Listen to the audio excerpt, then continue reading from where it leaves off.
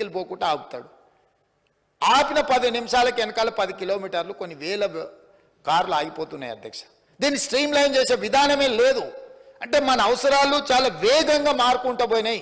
అవసరాలకు తగ్గట్టుగా మనము మన వ్యవస్థల్ని మనము మెరుగుపరచుకోలేదు, ఆలోచన చెయ్యలేదు. 10 సంవత్సరాలు అద్దాల మేడలు రంగుల గోడలను చూపించి ఇదే అద్భుతం, ఇదే విశ్వనగరం అని చెప్పి కొంతమంది అబద్ధాల ప్రాతిపదికన బతికిండ్రు అధ్యక్ష. అందుకే ఈరోజు ఈ అబద్ధాల ప్రాతిపదికన అద్దాల మేడలు రంగుల గోడలు అభివృద్ధి కాదు, సాంకేతిక పరమైన పరిజ్ఞానం ఉపయోగించుకొని శాశ్వతమైన పరిష్కారం చూపించాలి. ఈ నగరాన్ని ప్రపంచంతో పోటీపడే నగరంగా అభివృద్ధి చెయ్యాలన్న ఆలోచనతోటి ఈరోజు రిఫార్మ్స్ తీసుకొస్తున్నాం అధ్యక్ష. ఈ రిఫార్మ్స్లో భాగంగానే మేము హైడ్రా తీసుకొచ్చినాం అధ్యక్ష. ఎందుకంటే ఈరోజు చెరువులు కబ్జా పెట్టాలంటే భయపడాలి, నాలాలు ఆక్రమించుకోవాలంటే గుండెలో వణుకు రావాలి, రోడ్లను ఆక్రమించుకొని రోడ్ల మీద అడ్డగోలుగా వ్యవహరిస్తామంటే కుదరదు. ఇవన్నిటిని నియంత్రించుకుంటూ 3 కమిషనరేట్లు ఉన్నాయి అధ్యక్ష. కొన్ని జిల్లా ఎస్పీలు ఉన్నారు. ఇవాళ ఈ ఔటర్ రింగ్ రోడ్డు లోపల రాచకొండ కమిషనరేట్ ఉంది, సైబరాబాద్ కమిషనరేట్ ఉంది, హైదరాబాద్ కమిషనరేట్ ఉంది, ఇవాళ మెదక్ ప్రాంతానికి సంబంధించిన ఎస్పీలు ఉన్నారు. ఇట్లా రకరకాల ప్రాంతాలు ఉండడం వల్ల ఈ అధికారులతో సమన్వయం చేసుకోవడానికి ఎలాంటి వ్యవస్థ లేదు అధ్యక్ష. ఎవరికి వాళ్ళు బిట్స్ అండ్ పీసెస్ కింద, ప్లేట్ మిల్స్ కింద వర్క్ చేస్తున్నారు అధ్యక్ష.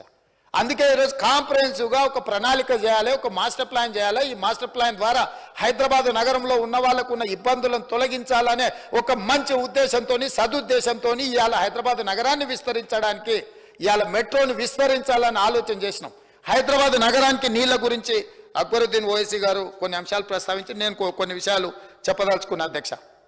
మొట్టమొదట గండిపేట, అదేవిధంగా హిమాయత్ సాగర్లో తాగునీట్లు 1908లో హైదరాబాద్ నగరానికి వరదలు వచ్చి వేలాది మంది చచ్చిపోయినప్పుడు ఆనాడు నిజాం నవాబు ప్రపంచ గ్లోబల్ బిడ్డింగ్ పిలిచి, టెండర్లు పిలిచి ఈ వరదలని నియంత్రించడానికి, నివారించడానికి తీసుకోవాల్సిన చర్యలు చేపట్టాలని పిలిచినప్పుడు మోక్షగుండం విశ్వేశ్వరయ్య 1908లో యాజ్ ఇంజనీర్ ఆర్కిటెక్ట్ అపాయింట్ అయ్యి ఆ రోజు వకారాబాదు, మూసి, ఈసా నదుల నుంచి వచ్చే నీళ్లను నియంత్రించి హైదరాబాద్ మీద వరదలు వచ్చి హైదరాబాద్లో ప్రజలు బాగుండాలి అని చేయడానికి ఆ ప్రాంతం నుంచి వచ్చే నీళ్లను మనకు హిమాయత్ సాగర్, ఉస్మాన్ సాగర్లు ప్రాజెక్టులు కట్టి ఆ ప్రాజెక్టులు ఉత్తర నీటి నిల్వ కోసం పెట్టలే అధ్యక్ష.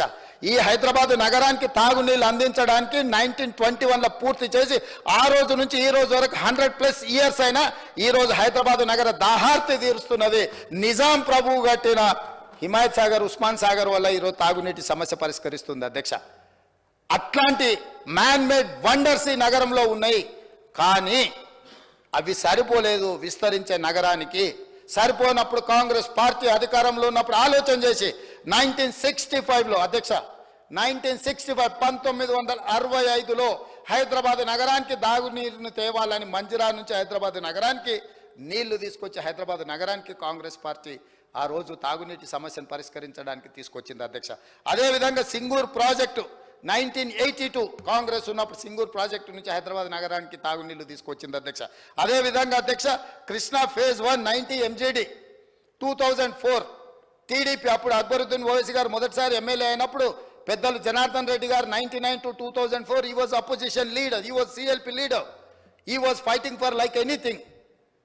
మేము ఎన్నోసార్లు సెక్రటేరియట్ ముందల ఎండాకాలం వచ్చిందంటే ఖాళీ కుండల ప్రదర్శన, ప్లాస్టిక్ బిందెల ప్రదర్శన, ప్రజల చేత మహిళలను తీసుకొచ్చి ప్రతి నిమిషం హైదరాబాదు తాగునీటి సమస్యను పరిష్కరించాలని సిఎల్పి నాయకుడిగా రాజశేఖర్ ఆనాడు పెద్దలు పి జనార్దన్ రెడ్డి గారు పోరాటం చేయడంతో ఆ రోజు తెలుగుదేశం పార్టీ కృష్ణా జలాలను ఫేజ్ 1 హైదరాబాదు నగరానికి తీసుకొచ్చింది 2004లో అధ్యక్ష.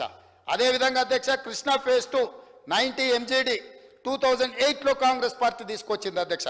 అదేవిధంగా కృష్ణా ఫేజ్ 3 సేమ్ 90 MGD 2015 అంటే 14 వరకు ఫేజ్ 3 మేము 90% పనులు కంప్లీట్ చేస్తే 15లో వచ్చిన బీఆర్ఎస్ మేము తెచ్చినామని చెప్పుకునే ప్రయత్నం చేసిన దగ్గర అధ్యక్ష కృష్ణా ఫేజ్ 3 మేము కంప్లీట్ చేసినాం అధ్యక్ష. అదేవిధంగా గోదావరి ఫేజ్ 1 172 MGD 90% 2014 వరకు కంప్లీట్ అయింది. 2015లో హైదరాబాద్ నగరానికి వచ్చిన నీళ్లను ఒక ఆయన నెత్తిమీల చదువుకొని మున్సిపల్ ఎలక్షన్లో పెద్ద పెద్ద ఫ్లెక్సీలు పెట్టుకున్నాడు అధ్యక్ష, హోర్డింగ్స్ పెట్టుకున్నాడు. అయినా మేమేమనలే, ఎందుకంటే ప్రభుత్వం అనేది కంటిన్యూస్ ప్రాసెస్. సరే, కాలం కలిసి వచ్చింది. శిల్పారామం కడితే ఆయన సెల్ఫీలు దిగిండు అధ్యక్ష. కులీ కుతుబ్ షాహి ట్యాంక్ బండ్ కడితే సెల్ఫ్ డబ్బా కొట్టుకున్నాడు అధ్యక్ష.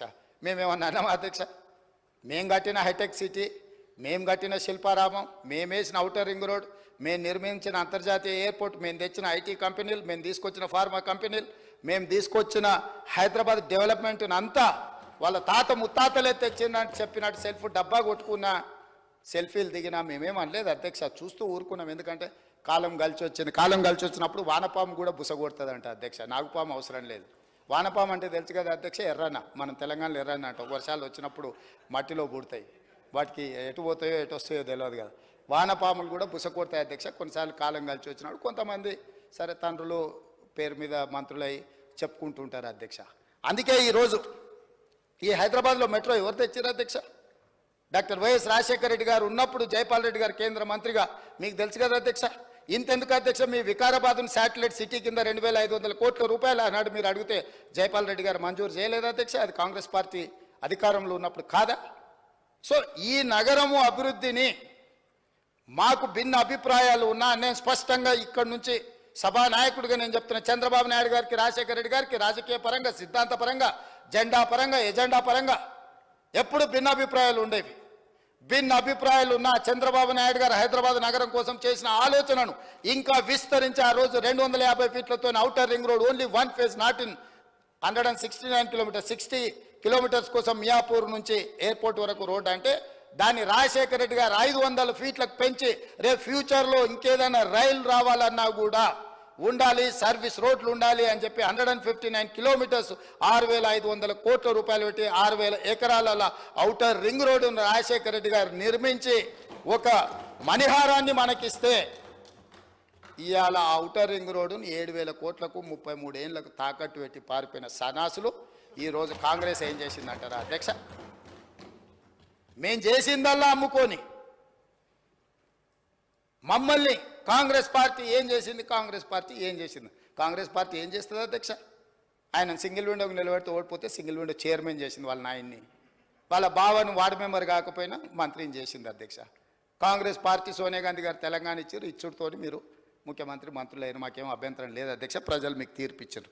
కాబట్టి ఈరోజు నేను చెప్పదలుచుకున్నది ఒకటే అధ్యక్ష, ఒక మంచి ఉద్దేశంతో ఈరోజు core urban Hyderabad, core urban region outer ring road లోపల ఉన్న నగరాన్ని ప్రణాళికబద్ధంగా నాలాల కబ్జాలను తొలగించాలి, చెరువుల ఆక్రమణలను నియంత్రించాలి, రోడ్లను విస్తరించాలి.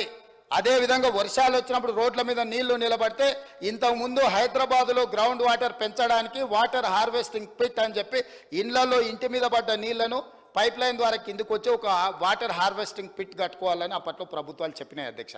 దాంతో చాలామంది ఇళ్లలో కానీ అపార్ట్మెంట్లలో కానీ వాటర్ హార్వెస్టింగ్ పిట్ కట్టుకునే ప్రయత్నం చేసింది అధ్యక్ష. ఈరోజు నేను వస్తానే ఆలోచన చేసి ఈ అకాల వర్షాలు కానీ అత్యధిక వర్షాలు పడ్డప్పుడు హైదరాబాద్ రోడ్ల మీద నీళ్లు నిలబడ్డప్పుడు ఫర్ ఎగ్జాంపుల్ ఒక 2 ఏరియాలు మీకు చెప్తాను అధ్యక్ష. ఈనాడు ఆఫీస్ పక్కన ఆర్టీఏ ఆఫీస్ ఎదురుగా కేపీసీ గెస్ట్ హౌస్ ఉంటుంది. ఆ పైన తాజ్ కృష్ణా నుంచి వర్షం పడితే నీళ్ళు వస్తే ఒక్కసారిగా అక్కడ నీళ్లు నిలిచిపోతే ట్రాఫిక్ అంతా అయిపోతుంది అధ్యక్ష. అందుకే నేనేం చెప్పిన మా అధికారులకంటే ఆ నీళ్లు నిలవకుండా మీరు అక్కడ ఒక పెద్ద వాటర్ హార్వెస్టింగ్ పిట్ కాదు, వెల్ డిజైన్ చేయండి.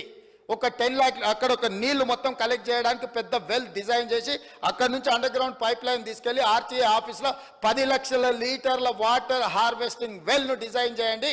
అందులో ఈ నీళ్లను వచ్చినట్టుగా అందులోకి పంపించి అందులో నింపి అక్కడి నుంచి నాలాకి పంపింగ్ చేయడానికి మోటార్లు పెట్టండి అని ఆదేశాలు ఇచ్చినాం అధ్యక్ష. అంతెందుకు రాజ్భవన్ గవర్నర్ ఉండే దగ్గర రోడ్డు మీద ఎప్పుడు చూసినా మక్తాకు యూతల్కి రైల్వే ట్రాక్ మొత్తం నీళ్లు నిండి ఉంటాయి అధ్యక్ష. చిన్న వర్షం వచ్చినా అక్కడ రోడ్డు మీద దాటాలంటే కష్టంగా ఉంటుంది. అందుకే అక్కడ ఇమ్మీడియట్గా పక్కలో ఉండే నర్సింగ్ కాలేజ్ పక్కన దాదాపుగా ఒక 10 లక్షల లీటర్ల వాటర్ హార్వెస్టింగ్ వెల్ కట్టి ఈ రోడ్డు మీద వచ్చిన నీళ్లు భూమిలోకి వెళ్ళేటట్టు భూమిల నుంచి ట్రంక్ లైన్ డెవలప్ చేసి అక్కడికి తీసుకెళ్లి 10 లక్షల లీటర్లు అందులో నిండే విధంగా, అంటే ఒక్క చుక్క కూడా రోడ్డు మీద ఆగకుండా హైదరాబాద్ నగరం కాంక్రీట్ జంగుల్ అయింది. కాబట్టి ఈరోజు ప్రతి వాళ్ళు మొత్తం కాంక్రీట్ పోసేసి బీటీ రోడ్లు వేసేసి లేకపోతే ఆకాశ హర్మాలు నిర్మిస్తుంటే నీళ్ళు అనేది గ్రౌండ్ వాటర్ పడిపోతుంది అధ్యక్ష. అందుకే ఎక్కడికక్కడ వాటర్ హార్వెస్టింగ్ వెల్ని డిజైన్ చేయమనేది చెప్పినాం అధ్యక్ష. అదేవిధంగా ఎక్కడైనా పక్కనే దగ్గరలో ఎక్కడైతే స్ట్రాటజిక్ లొకేషన్స్లో నీళ్లు నించుంటున్నాయో పక్కల మనకు అట్లా ప్రభుత్వ స్థలాలు లేకపోతే రోడ్ మధ్యలో మనం ఐలాండ్స్ కడుతున్నాం అధ్యక్ష బ్యూటిఫికేషన్ కోసం. నేను చెప్పిన వాటి కింద పెద్ద వాటర్ హార్వెస్టింగ్ వెల్తో వండి దాని మీద కాంక్రీట్ స్లాబ్ వేయండి, స్లాబ్ మీద డెవలప్ చేయండి. ఇక్కడ వచ్చిన వర్షం నీళ్లు మొత్తం అందులో నిండాలి, లక్షల కొద్ది లీటర్లతో అక్కడ వాటర్ హార్వెస్టింగ్ వెల్స్ డిజైన్ చేయమని చెప్పిన అధ్యక్ష. అదేవిధంగా బయోడైవర్సిటీ పార్క్ ఉంది కదా అధ్యక్ష, మీకు సైబరాబాద్ పోలీస్ కమిషనర్ ఎదురుగా రోడ్డు మీద జస్ట్ వర్షం వస్తే కిలోమీటర్ల కొద్ది ఐటీ ఆఫీసులు ఇచ్చినప్పుడు ట్రాఫిక్ జామ్లు అవుతున్నాయి అధ్యక్ష. అందుకే బయోడైవర్సిటీ పార్కులో ఒక 10 లక్షల లీటర్లు నిండే ఒక పెద్ద వాటర్ హార్వెస్టింగ్ వెల్ కట్టండి, ఇక్కడ పడ్డ నీళ్లు మొత్తం పైప్ లైన్ నుంచి అక్కడ తీసుకెళ్ళండి, అక్కడ నుంచి కాజగూడ చెరువుకి కనెక్షన్ ఇవ్వండి అని చెప్పి ఈరోజు ప్రణాళికలు తీసుకున్నాం అధ్యక్ష. ఇట్లా హైదరాబాద్ నగరంలో వర్షాలు వస్తేనే, వర్షం కురిస్తేనే ఆ నీళ్లు రోడ్ల మీద నించోవడంతో నీళ్లతో పాటు ట్రాఫిక్ నించొని హైదరాబాద్ నగరం అతలాకుతలం అవుతుంటే 141 ప్రాంతాలను బ్లైండ్ స్పాట్స్ను గుర్తించి తక్షణమే మా పోలీస్ అధికారులకు, మా హెచ్ఎండి అధికారులకు, మా జిహెచ్ఎంసీ అధికారులకు, మెట్రో వాటర్ వర్క్స్ అధికారులను కూర్చోబెట్టి ఉమ్మడి మీటింగ్ పెట్టి 141 ప్రాంతాలలో ఇవాళ రేపు వెదర్ ఫోర్కాస్ట్ ఒక 3-4 రోజుల ముందే వర్షం ఎప్పుడు వస్తుంది, ఎంత